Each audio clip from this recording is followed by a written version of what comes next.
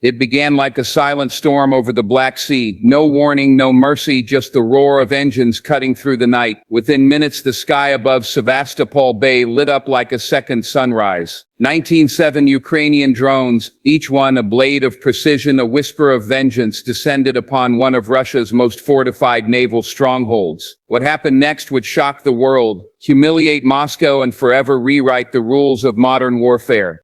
The night over Sevastopol Bay was unlike any other in this brutal war. It began quietly, a deceptive calm blanketing the dark waters of the Black Sea. Russian forces, confident in their layered defenses, monitored their radars as usual, unaware that the next few minutes would turn their stronghold into an inferno. Then, from the shadows of the horizon, a wave of light began to move, faint at first, then unmistakable. One by one, Ukrainian drones emerged, flying low and synchronized, like a swarm of mechanical hornets guided by unseen hands. There were 19.7 of them, each armed, each programmed with precision, each representing months of planning, engineering, and unrelenting resolve. They were small, fast, and deadly, machines built not for intimidation but for impact.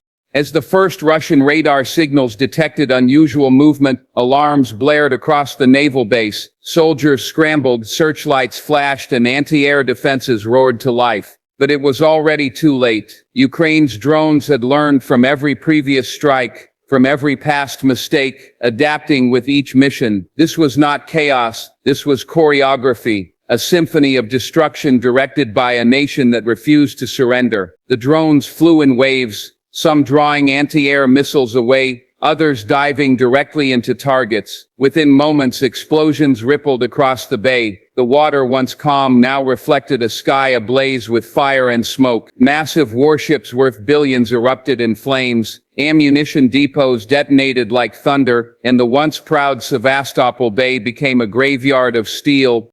Each drone had a role. Some were decoys, designed to confuse radar systems and drain Russian defenses. Others carried warheads capable of piercing through heavy armor. They moved in patterns too complex for human tracking, communicating through encrypted networks that allowed them to swarm intelligently. Russia's electronic countermeasures, once thought impenetrable, faltered under the sheer volume and speed of the assault. The air defenses that guarded Sevastopol, the pride of Russia's Black Sea Fleet, were overwhelmed, their operators struggling to comprehend the scale of the attack. The sound of machine guns and missile launches blended into a deafening chorus of desperation.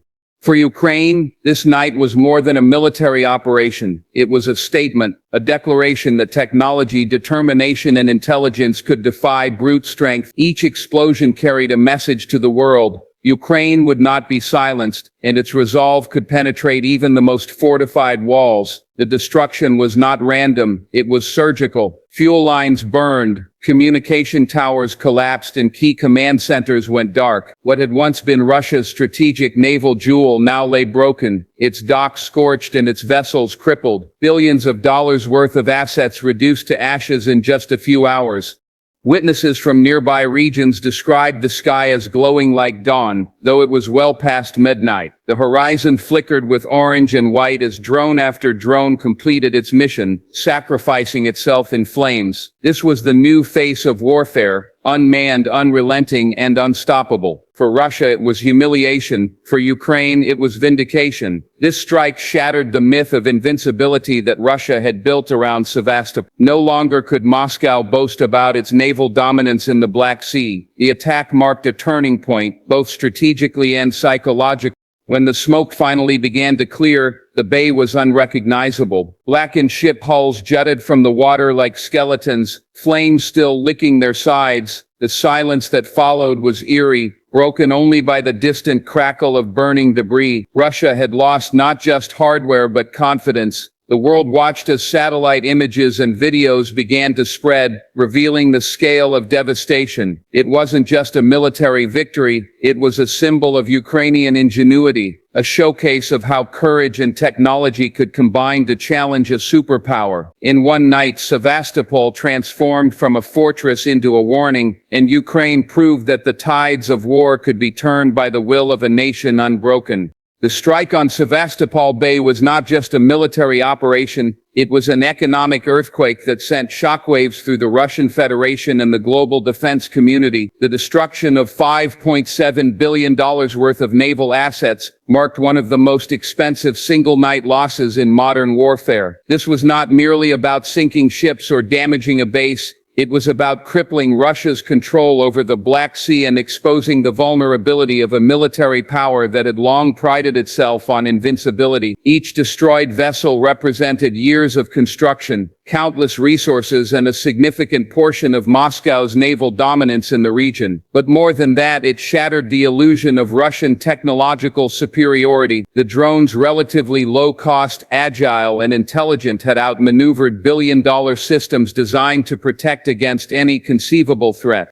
For Ukraine, this was a masterstroke of asymmetric warfare, where Russia relied on expensive traditional assets, frigates, cruisers, and heavy missile ships. Ukraine leveraged innovation. The drones cost a fraction of what they destroyed, yet their impact was catastrophic. Economically, the ratio of investment to damage was staggering. Each drone, costing perhaps tens of thousands of dollars, managed to obliterate equipment worth millions. This was the essence of modern warfare: precision over power, agility over armor. Russia's Black Sea Fleet, once a symbol of maritime dominance, now found itself decimated, its influence drastically reduced and its command shaken. The financial hit alone was enough to strain Russia's military budget, already burdened by sanctions, logistics issues, and the mounting cost of sustaining a prolonged war. The psychological and strategic consequences were equally devastating. Losing $5.7 billion worth of assets wasn't just a number on a balance sheet, it was a blow to morale, reputation, and credibility. For the Russian military, Sevastopol had always been sacred ground, a fortress of security and strength. To see it reduced to rubble by a swarm of drones was humiliating. Soldiers stationed there spoke of confusion and disbelief, of watching multi-million-dollar ships burn helplessly as the skies above filled with mechanical predators. Moscow was forced to confront an uncomfortable truth. Its traditional approach to warfare was outdated. The world was entering a new era where smaller, smarter nations could leverage technology to level the playing field against giants.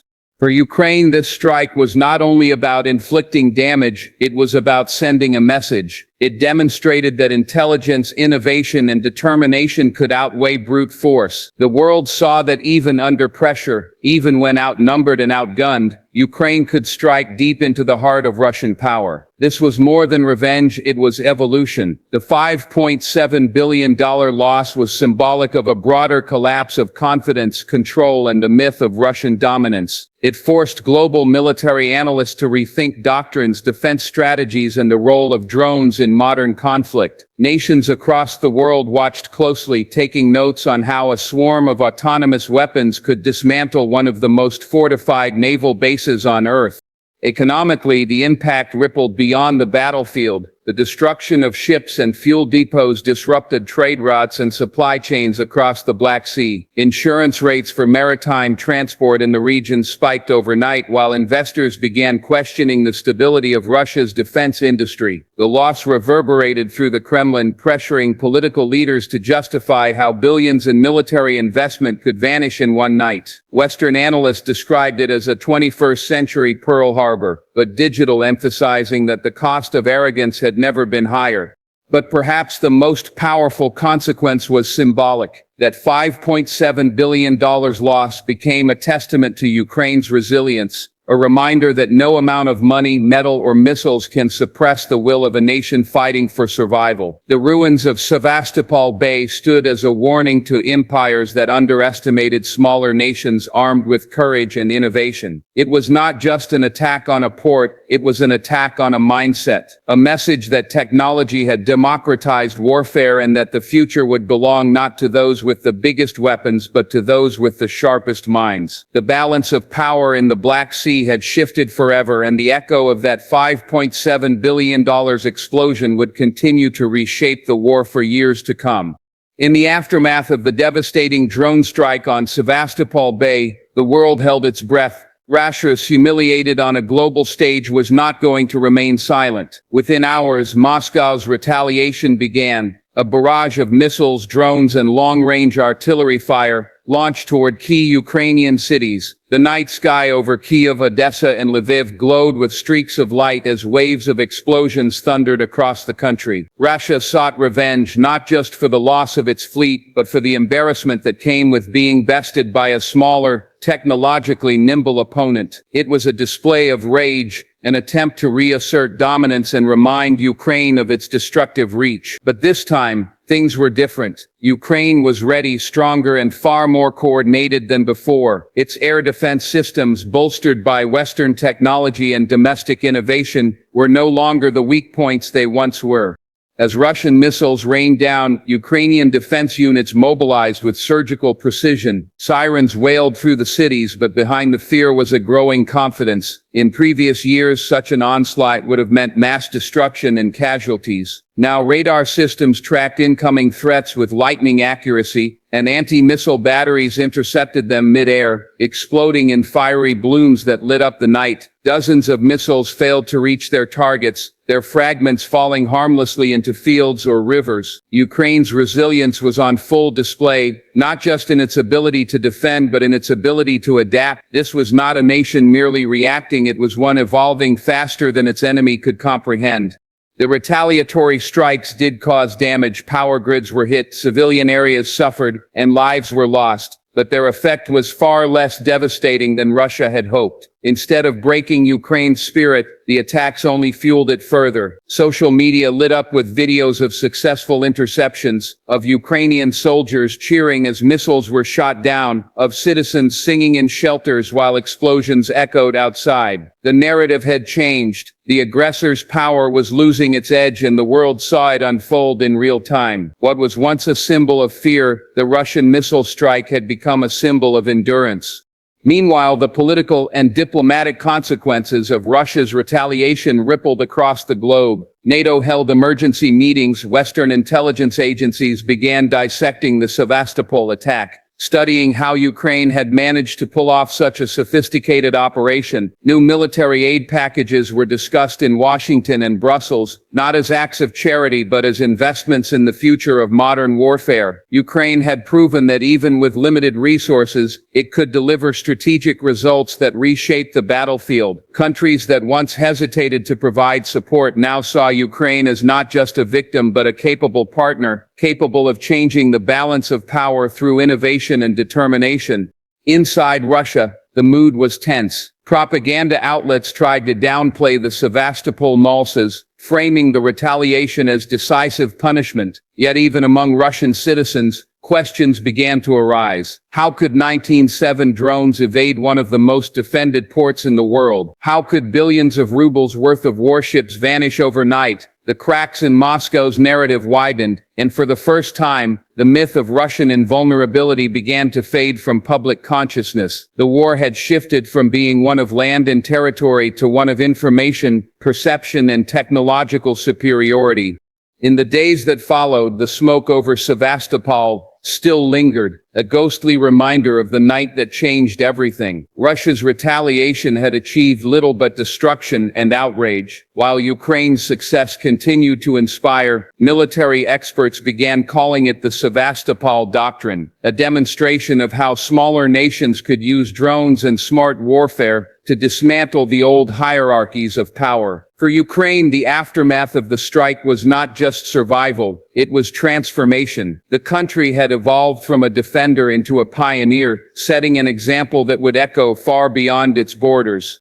And so in the wake of fire and ruin, one truth became clear: the war was no longer about who had the bigger army or the deeper pockets. It was about who could adapt, who could innovate, and who could endure. Ukraine had faced the full force of retaliation and stood tall, proving that strength is not measured in missiles or money, but in the unbreakable will of a nation that refuses to fall. The world had witnessed history unfold, not in the halls of power but in the skies over a burning bay, where courage and technology united to defy an empire.